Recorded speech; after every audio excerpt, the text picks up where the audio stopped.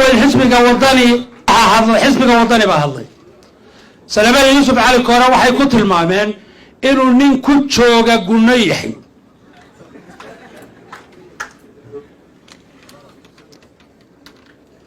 waxay gaf ka galeen dadka dega gobolka Sanaag Sool Togdheer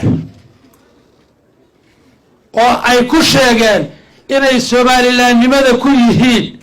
qof xil haya ama gunno qaata haddaan taariikhda dib ugu laabto kelmad Soomaaliland shaqadeeda waxaan bilaabay 1991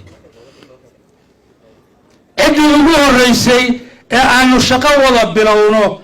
markay asnan dalka soo gashay 14 casho ka bacdi Maxamed Kaahinka halkaas soo fadhiya ayaa koow ka ah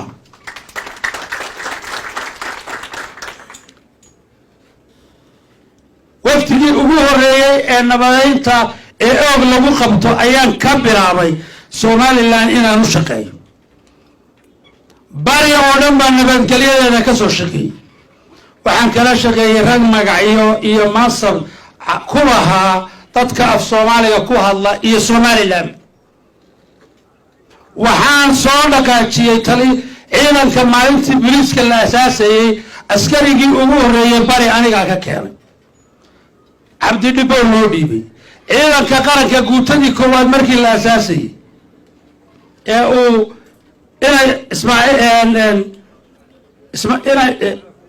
Xasan Ismaaciil Xasan Cali Abukar taliyaha ka ahaa ninkii ka keenay bari baan ahaa ilaa maalintay dhaqaaqdo gobolada bari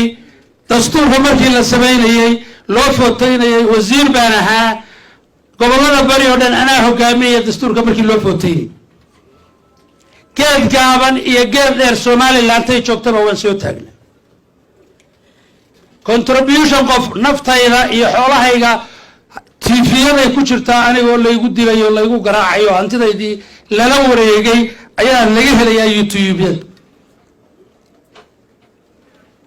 haddaan xagga kale u dhigo historically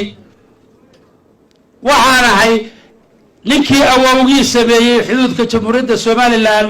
iyo Soomaaliya u dhaxay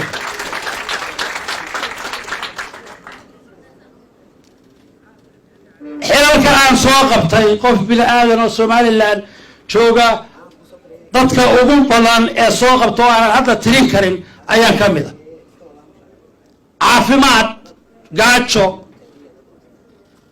bushaarad wanaag intaba Somaliland waa la soo maray dhib iyo dheefba waa la soo wadaag ma waxaan ahay ninkii Somaliland sameeyay dadkii ka mid ahaa mise ninkuna kula jooga ayaana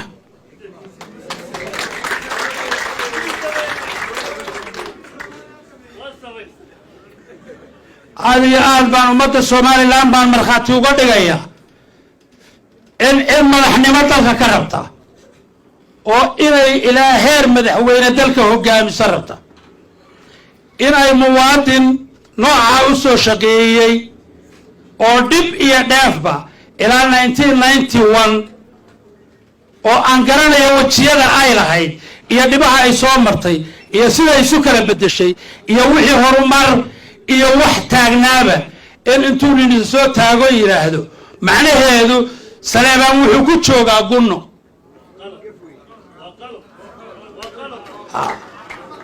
ummadda reer Somaliland ayaa markhaati ka noqonaysa anigana layguma odhanay waxaa lagu yiri dadka deegaanka intaan la egdiga ayaa lagu yiri ummadii lagu yirina waa maqlaysaa cidda tirina iyadaa dee taqaana sababtaa waxaan se sheegayaa hal qodobka uu leeyahay wuxuu yaqaanaa malaha xisbiga wadani cidda aan ku abtirsan